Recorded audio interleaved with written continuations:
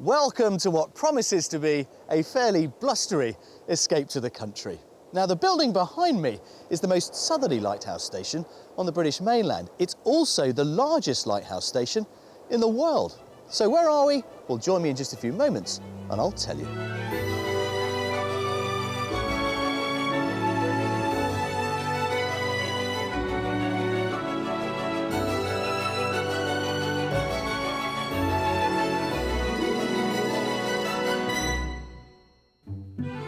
Today we're helping a London couple swap stressed metropolitan living for rural relaxation. And it's love at first sight at one property. It is an absolutely stunning house, it really is. But could another home steal the show? Sometimes on the way to a dream, you get lost and find a better one.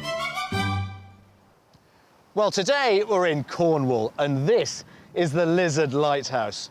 For centuries, it's been an important beacon for seafarers overlooking one of the busiest shipping routes in the world. Now, the first lighthouse was built here back in 1600. What you see today was put up much more recently in 1752. Its twin towers originally had 2 lights, but now they've got only one. It flashes every 3 seconds, and I'm told you can see it up to 26 nautical miles away. And on a misty day, well, its foghorn sounds like this. Now, later on, I'll be back here taking a closer look at how it all works. But in the meantime, here's a little taster of what the rest of Cornwall has to offer. Down in the southwestern corner of Britain, Cornwall is bordered by Devon to the east and the Atlantic Ocean to the west. With almost 300 miles of fabulous coastline, from rugged secret coves to endless sandy bays and the dramatic wilderness of Bodmin Moor, a designated area of natural beauty, this county is a real walker's paradise. With rich Celtic roots and its own language, Cornwall has a fiercely independent cultural identity, and a recent survey showed that 44% of residents believe themselves to be Cornish rather than British or English.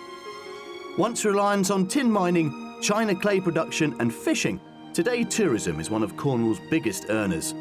As the UK's top holiday destination, its appealing seaside villages and glorious unspoilt countryside attract over 4 million visitors a year. Well, even on a blustery and misty day such as this, with coastline like that to inspire you, you can understand why Cornwall has long been popular with many people wanting to escape to the country. And at £261,000, the average price of your detached property down here is pretty much on a par with the national figure. But if you want your money to go that little bit further, it's probably worth avoiding some of those coastal hotspots such as Porthleven and St Ives, and maybe look inland towards Camelford and Launceston. But whatever you fancy, there is plenty on offer down here, which of course is exactly why today's buyers think Cornwall could be their new home. Born and bred in London, civil servants Ian and Vanessa have spent their entire working lives based in the capital. But they've decided to take early retirement and swap their hectic jobs in the big smoke for a breath of fresh air in the countryside. The children have fled the nest, so to speak, and we're young enough to make a new life where we don't have to get up with the alarm clock. I've been a police officer now for 30 years. That's one of the reasons why I want to get away from it all, I guess, away from all the hustle and bustle and the stress of life in London. And it was a vacation 4 years ago that inspired Ian and Vanessa to get plans underway for a complete change of lifestyle. We never used to be really outdoorsy people, and then Ian bought me a holiday to Cotswolds, and we went there and we just started. We did a lot of walks and we really enjoyed it, and then we decided we wanted to move to the country. We went to Cornwall and we've never looked back since. It'd be really, really nice not have to plan too much, and we can get up one morning and say, fancy a walk today, and to live life like that would be something else, to be honest. So, with the chapters closing on their respective police and paramedic careers, the focus is now on embracing rural life, despite very limited hands-on experience. We do quite a bit of foraging while we're out. We collect all sorts of things when we're out, don't we? And then we want to move on from there and actually raise our own produce if we can. It's another thing I'm looking forward to, going to Cornwall, is maybe one day going out and catching our tea and bringing it home and having some really fresh fish. That would be lovely. The dream is land for a small holding outside and a large country kitchen inside. I think we'd like a kitchen diner. We spend a lot of time in the kitchen. Quite often we spend all evening in here having a couple of glasses of wine, talking about the day or the week. Home is currently a 3-bed semi in North London. Buying a house together will be an entirely new experience. This is the first time we've ever hunted for a house together, because our other 2 places that we've lived in have been in police houses. And then we were fortunate enough to buy our present house.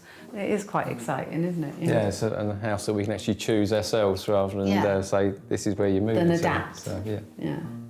So how much do they have to play with? Our budget for this move would be 400,000.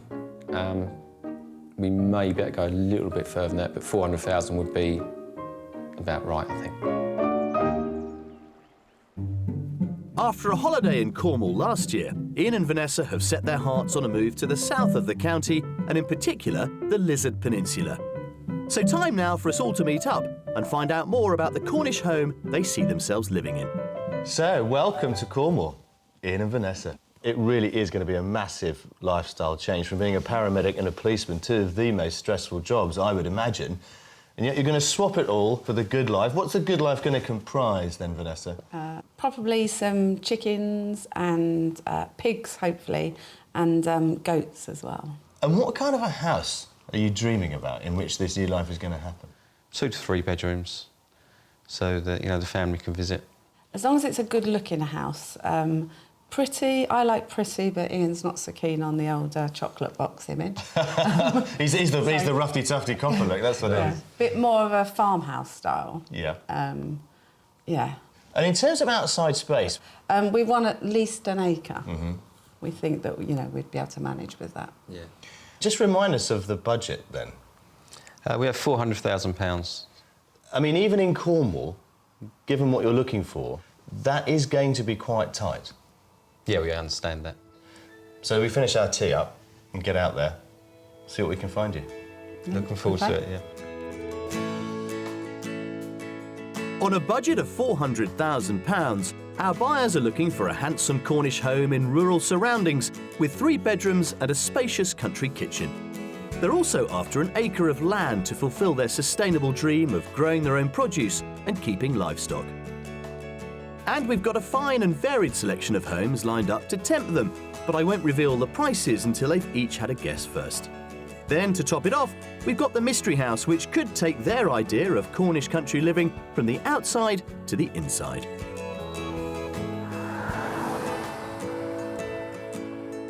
Now then, this business of keeping livestock, how much experience have you got of looking after Absolutely animals? none. We've got 2 cats. Oh, yeah, we have. Well, Hardly livestock. well, quite. Well, it depends on your cats, of course. We'll learn as we go along. I can see myself knee-deep or just flat on my back in the mud after chasing a pig. We're starting out in Ruan Minor, right in the Lizard Peninsula. It's a classic Cornish village with a real sense of community and a few handy shops. Less than a mile away on the southwest coastal path is the historic fishing harbour of Cadgwith Cove, where the daily catch has been landed since the 16th century. And just 10 minutes walk from here, we find our first property. Right. Come and feast your eyes on property number 1. What do you reckon? Yeah, it's lovely. It really is lovely. It reminds me a little bit of, I don't know, the Macintosh era and around there, arts and crafts. Yes, you are absolutely right. This is Edwardian. It's about 1910, 1912. But I think it's got a real arts and craft feel to it. It has an arts and craft feel. Now, you have got, a driveway up the side here that gets you into a garage at the back. There's a little workshop as well. There's also a vegetable patch over there, which is, up and running. So, it does allow you, some scope for this sustainability. It just doesn't allow you pigs. At this moment, I would actually sell the pigs. Excellent. You see, I thought we'd deal with that up front. Good. Right, well, let's get inside and have a look at this lovely Edwardian property. We don't often get these on Escape to the Country. It's a real treat to see it. Right, come on, let's have a look inside. Without hesitation, the pigs have been ditched as the period features of this unique property enchant Vanessa. And the distinctive historic character is a real highlight throughout, though it does require a bit of TLC. Let's start in here then. Really cosy. Isn't it? Yeah. And you say you love arts and crafts, well, look at the detailing that we've got. I don't know, there's just so much. You just sit and have your cup of coffee, warm your feet in front of the fire.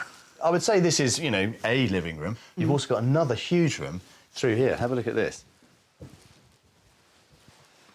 There. Oh, it's lovely. Yeah. That is really lovely. Very That's cosy, isn't very it? good. And look up. Have a look at that Oh, ceiling. wow. That's arts and crafts, if ever I saw it. Yes. It's real kind of Tudor feel to it, actually.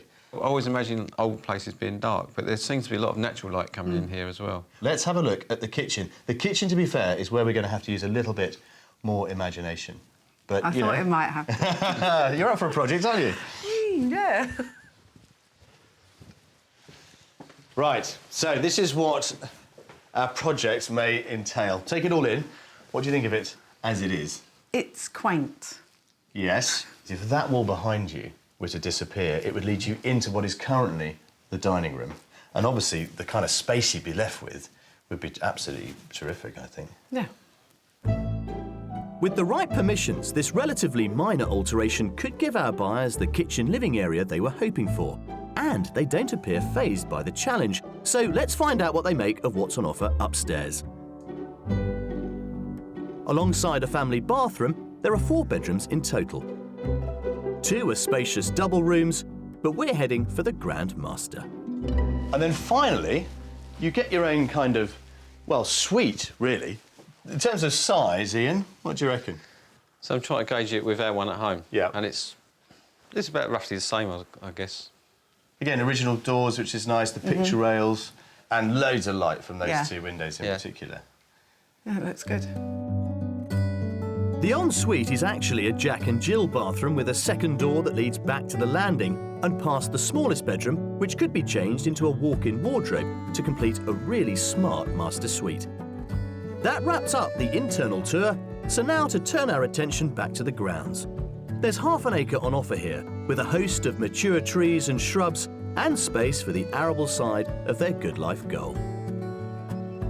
Right, so there we are. There is property number 1. It is an absolutely stunning house, it really is. Now to the difficult bit. How much do you think, or indeed hope, this is on the market for in relation to your £400,000 budget? Around 375?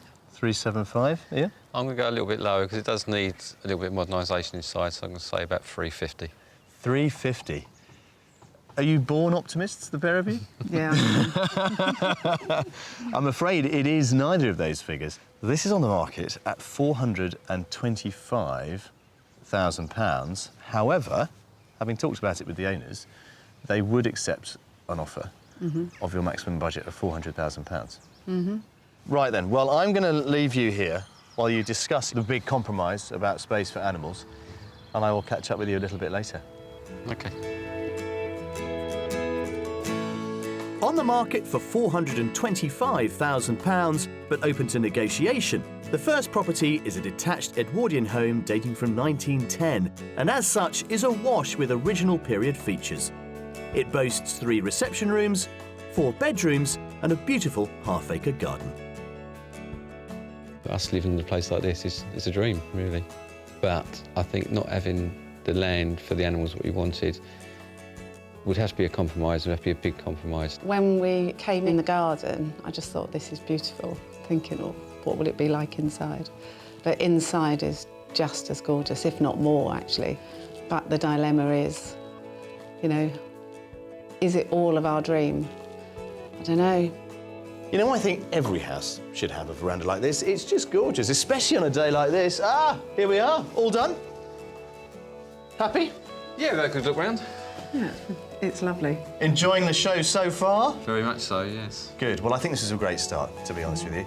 Property number 2 awaits, and that offers you a whole new set of considerations. Come on. Let's go. South Cornwall's maritime position on the Gulf Stream means it benefits from one of the mildest climates in the UK. And whilst the natural spoils of the coastline make it a seafood lover's dream, the plant life inland is being harvested on a small, sustainable scale by a crop of savvy locals. Vanessa and Ian feel passionately about becoming self-sufficient and have dabbled with foraging. So with that in mind, they've come to pick up some tips with professional wild food foraging chef Caroline Davey. You are in the perfect place in Cornwall for foraging. We've got these ancient Cornish hedges. We don't call them hedgerows in Cornwall, it's a hedge. It's made out of earth and stone. And if you have a look here, we've got hundreds of different species growing in this hedge, and a lot of them are edible. The hedges in the Lizard Peninsula are home to a rich variety of natural culinary delights, but you should take expert advice and be careful never to eat anything if you're not absolutely certain of its exact identity. This is a plant called Alexander's. A few hundred years ago, everyone in this country and throughout Europe grew this in their gardens. Oh, wow. It started to go out of fashion when celery was introduced in the 17th century. And then this is a much more pungent, aromatic kind of celery. It's full of flavour. Whilst it's best to vary your locations to leave something for the wildlife and so the plants can rejuvenate, sometimes a small reap can be of benefit. So over here we've got some three-cornered leek. Have you heard of three-cornered leek? Yeah, I've heard of it before. This is a plant that was brought over to Cornwall as a garden plant. Came from the Western Mediterranean in about 1860. And it loved it here so much that it jumped over the garden hedge and just spread like wildfire. So this is a pro-conservation wild food. Eat as much as it... So you take as much as you want. Take as much as you want, dig it up, and then you're helping our wildlife as well. Free wild food can also be found by the sea too, on beaches like this one at Sennan. This is lava seaweed, and this is what the Welsh make lava bread out of. And we use scissors for seaweed, because if you cut the seaweed, then it has a chance to grow back.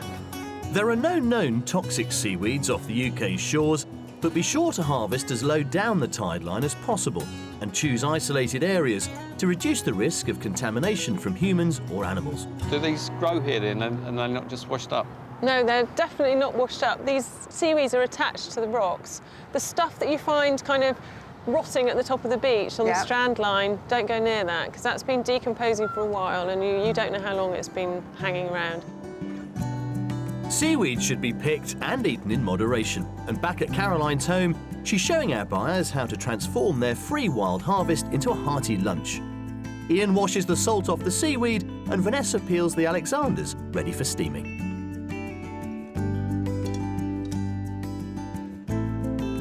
So here we are. Lava seaweed cakes with Alexanders and wild garlic. Lovely, Looks fab. thank you. Bon appetit. All right. Definitely, I love them.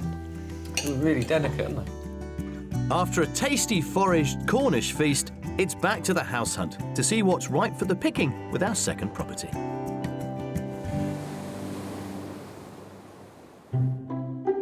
For our next destination, we're travelling further inland to Troon, which is around 5 miles from Cornwall's northern coast.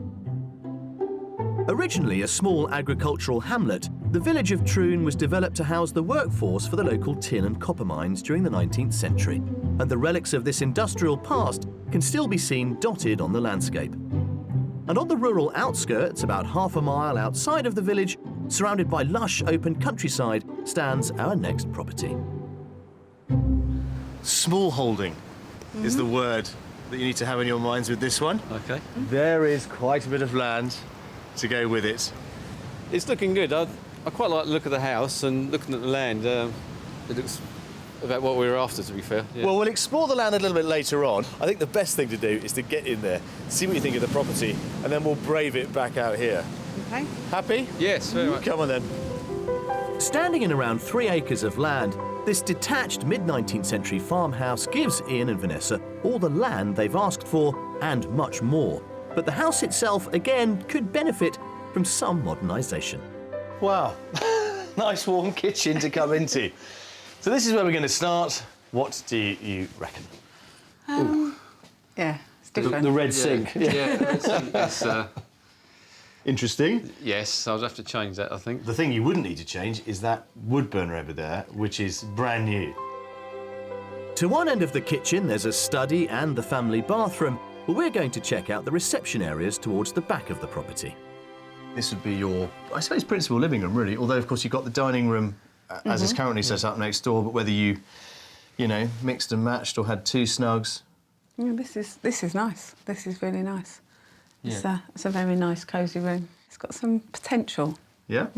Well, that continues upstairs. Okay. Come and have a look through here.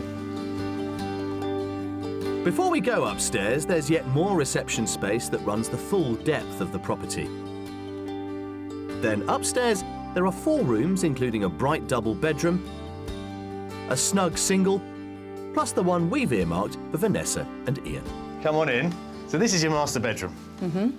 It's a decent size. It is. I mean, the room is a great size. Yeah, it's a great size room. You know, that's the point, really, to bear in mind. But again, you can see why, you know, this property does need a little bit of upgrading. Yeah. Yeah, just needs a little bit of TLC. Yeah. But would you be prepared to do it, is the question? Not sure. Vanessa may not be convinced, but perhaps the final room just off the master will sway her.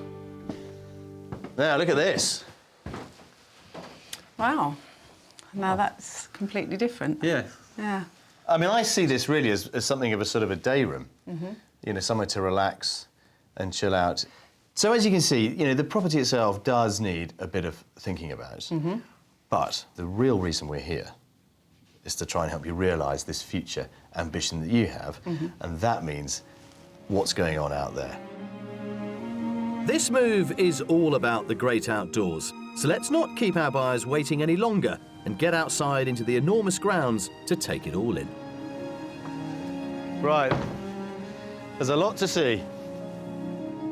There is so much on offer here to suit Ian and Vanessa's self-sufficiency plans, as well as extensive formal and secret gardens. When it goes on, you can have a lot of fun working out what to do with this lot. And with fields, barns, a piggery, and a variety of other shelters, all the livestock they could wish for would be more than well catered for here. And then you've got 4 paddocks. Blimey. Look at this lot. All in all, this package presents a tangible slice of Ian and Vanessa's smallholding dream, and it's theirs for the taking, if, of course, they're still up for it. So there you go.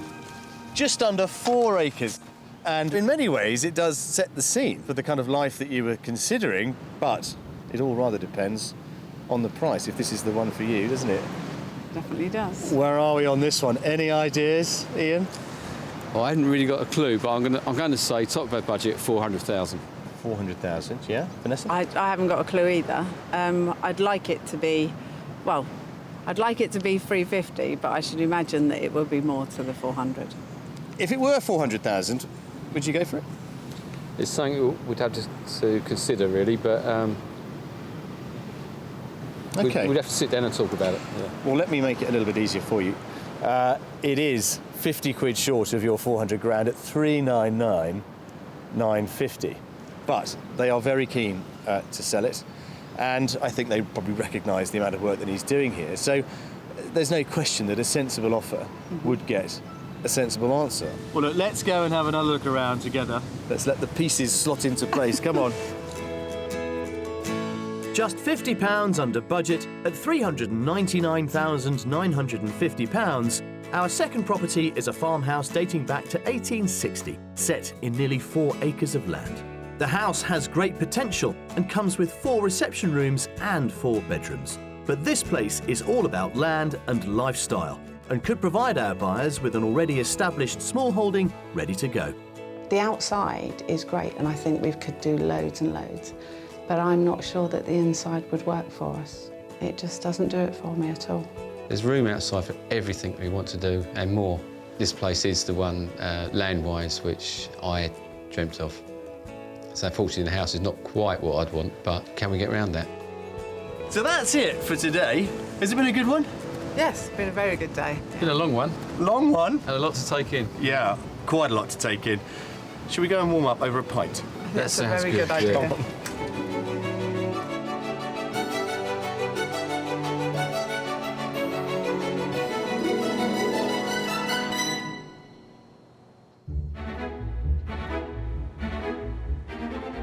It's day 2 of our property search, and we're helping London couple Ian and Vanessa to fulfil their dream of living off the land in the Cornish countryside on a budget of £400,000. Still to come, light and some enlightenment floods into the mystery house. That is nice. So To waking sit up in. to that every morning. Oh, it'd be hard, Yeah, I wouldn't it? wouldn't even Yeah. have the blinds down. And I find the source of illumination at Cornwall's most southerly tip. I was hoping this was going to be the top. It's not, is it? No, not at all.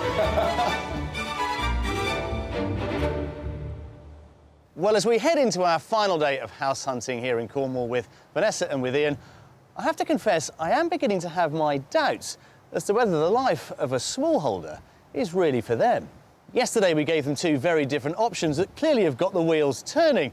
So with our final property at the Mystery House, I think we need something that's going to try and consolidate those plans into something meaningful to try and find them their ideal future home. Has yesterday changed your view of what your plan may be for the future? Yeah, in some ways. The first house was so nice and the area's lovely. We're now thinking, well, could the compromise be the animals? And we go for a house, either that one or something similar. It's interesting, isn't it, how properties can influence you, and it may be that the animals have been a bit of a distraction. That's So- true, yeah. It could be. Maybe our mystery house will help confirm in your minds what the overall aim should be. Yeah, maybe plans have got a little bit bigger than we thought. Yeah. I don't know. We'll see. So what do you think we've got planned for our mystery property? I'm just expecting the unexpected. Got no idea what you're going to do today. The third and final house I want Vanessa and Ian to consider is back down south again, just outside Mullion. The largest village on the Lizard Peninsula, Mullion is just down the road from the pretty working harbour of Mullion Cove, which has been owned and maintained by the National Trust since 1945.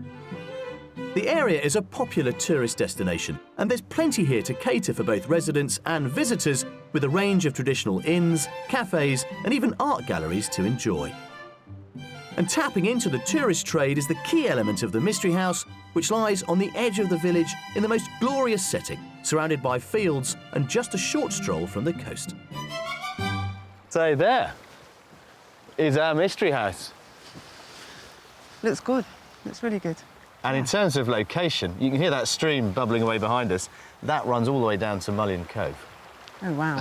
which is probably, I don't know, a 5-minute walk. Yeah. It's not far at all, is it? It's gorgeous. Funny enough, there's something I read this morning, and it said, sometimes on the way to a dream, you get lost and find a better one. Ah, the like that. poet comes out in here. I love that. Good. Well, let's see if we can make this one your own dream. Come on. Now, our mystery house offers something a bit different for Ian and Vanessa. It's a 3-storey property with the potential to boost their retirement income, but we'll come to the business side later. First, I want to show them the rooms they could call home, starting on the middle floor. Well, let's start with this one. Come on in. Your living room. Yeah, it's nice size, isn't it? The proportions are great, Yeah.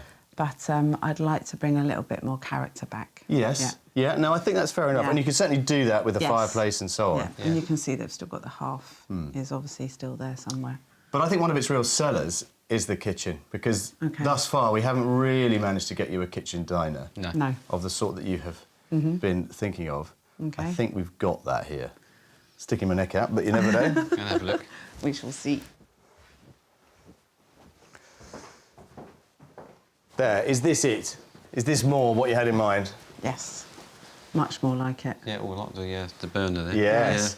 That's heating the entire house at the moment, just from its own ambient heat. There is no oil central heating here, so that's really doing it, and it does it really well. It's clearly a very well insulated building. Yeah. And a bit more character there. Yes, much more character. Oh, so far so good. Yeah, it's very good. Nice, yeah. Right, let's go up. On this floor, there's also the first of 3 bedrooms reserved for the residential part of the house that sits alongside a contemporary family bathroom. Then upstairs, a smaller second bathroom serves 2 generous-sized double bedrooms. One is a bright room with large roof lights, but we're headed for the one best suited to the master, as it features the most outstanding Cornish countryside panorama. So this would be yours. Oh, wow.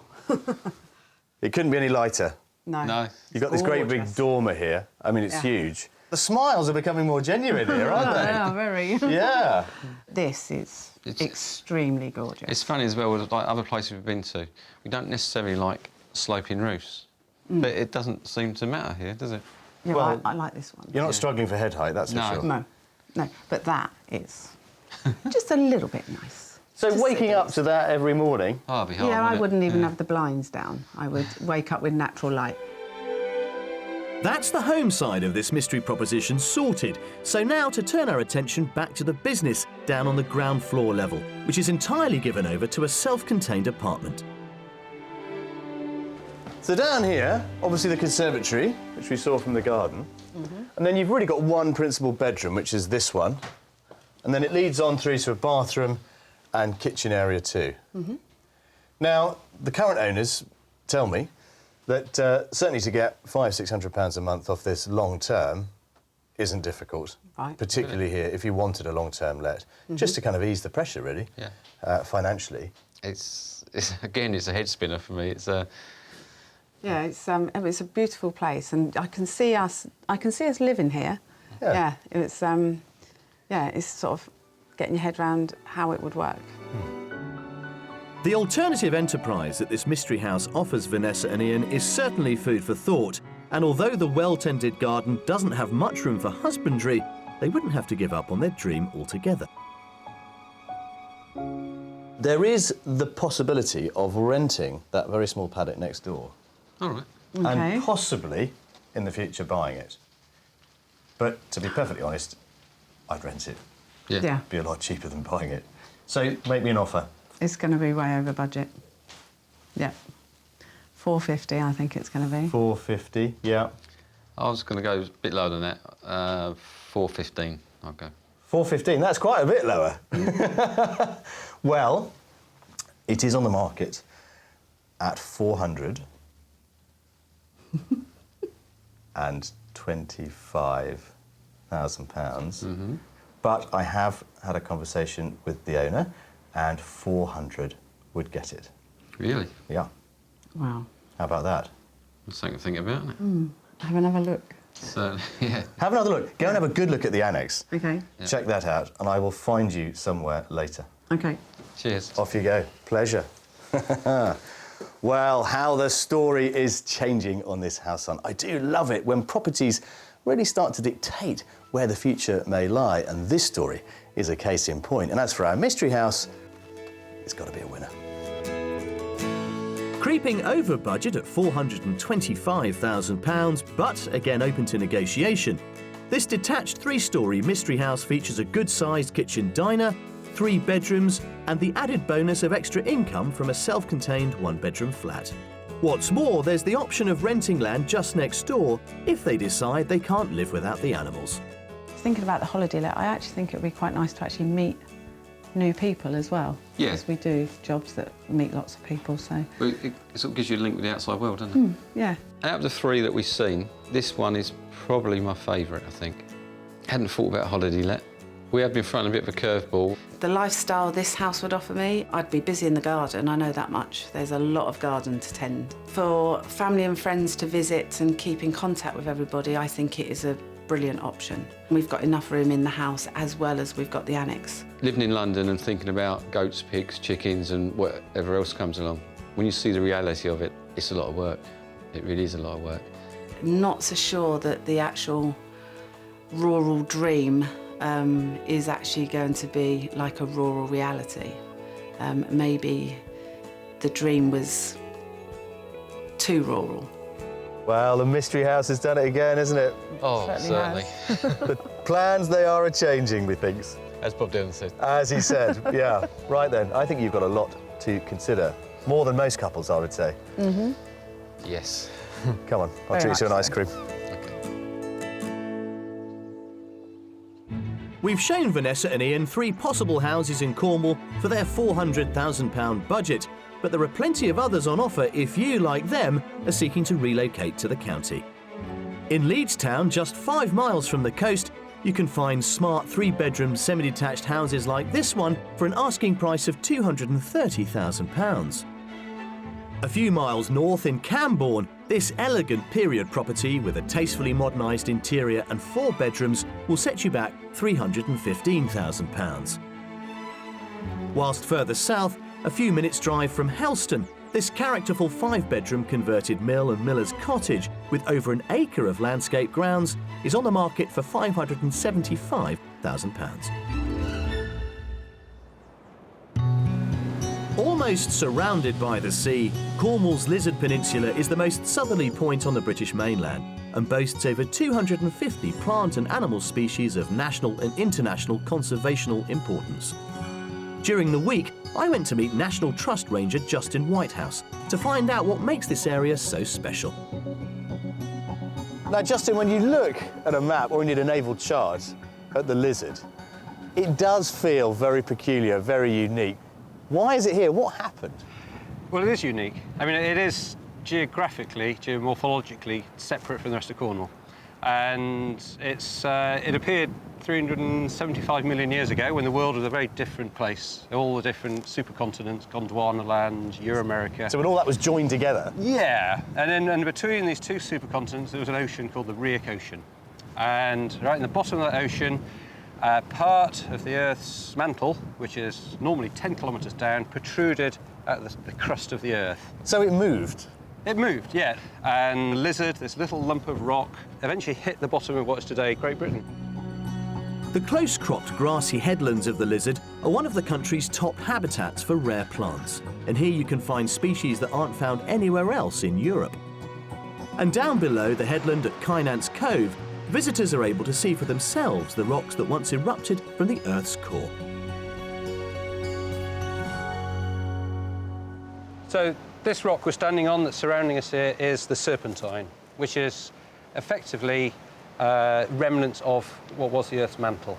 But I suppose in many ways it's also given this coast its unique character. I mean, yes, it's very beautiful, it's very dramatic, but it's also extremely treacherous. I'm just looking over your shoulder at the surf breaking on those jagged rocks behind you. Yeah, I mean, Lizard Point itself was this amazing obstacle for seafarers to get around.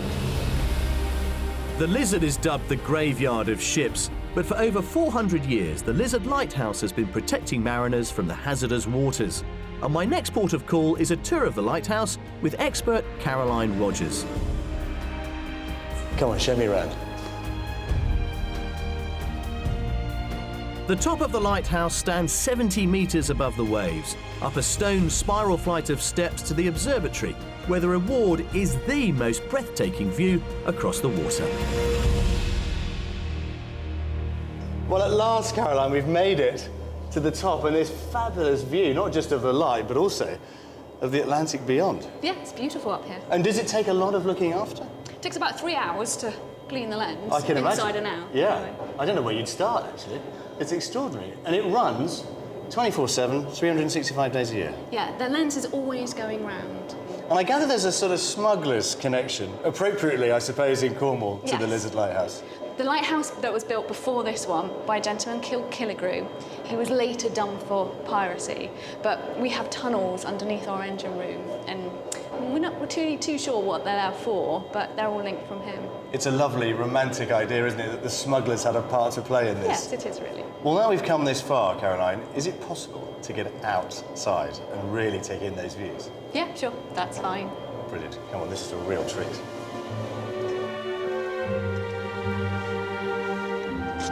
Wow. That is a proper wow. Yeah. You know, we get some real treats on this Escape to the Country, but standing on top of this lighthouse on a day like today has to be one of the best, Caroline. Thank you very much indeed. You're welcome. What a view.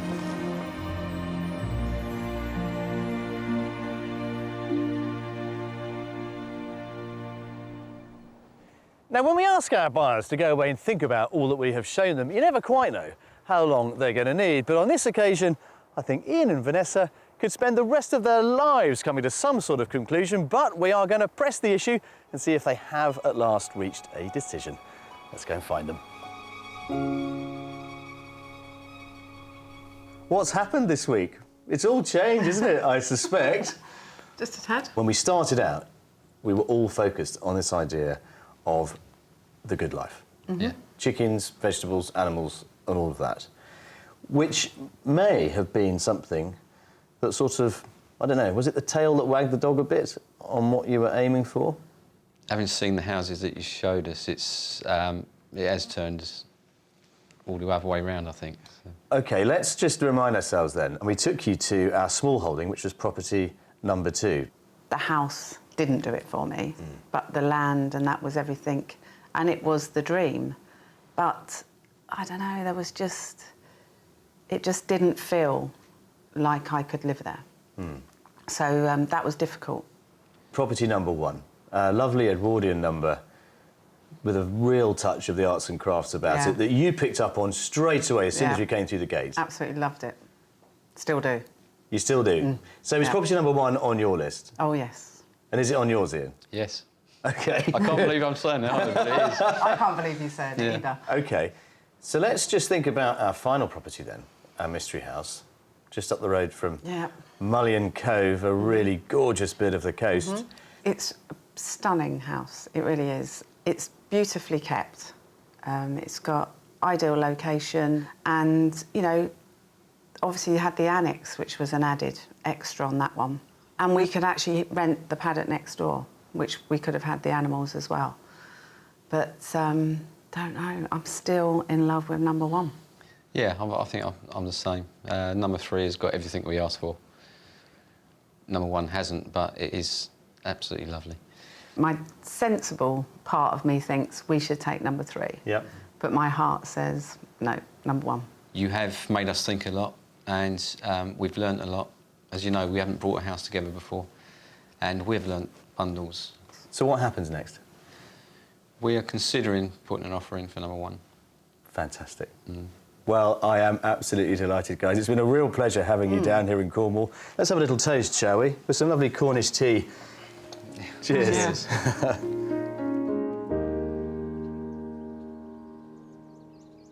Well, sadly, our time here in Cornwall is nearly at an end. Ian and Vanessa are heading home, their heads full of new ideas and plans as to what their future now holds. But in making sense of it all, I'm reminded of something that Ian said at the Mystery House. Sometimes when you follow your dreams, you get lost, only to find a better one. And where better to let fate take a hand than here on the glorious and inspiring Cornish coast. I'll see you next time. Ian and Vanessa did make an offer on our first property, that beautiful arts and crafts house, but unfortunately they were outbid. The good news though is that they've had an offer accepted on another house just down the road. So if you would like to escape to the country in England, Scotland, Northern Ireland, Wales, or even further afield to the continent and would like our help, then please apply online at bbc.co.uk/Be On A Show.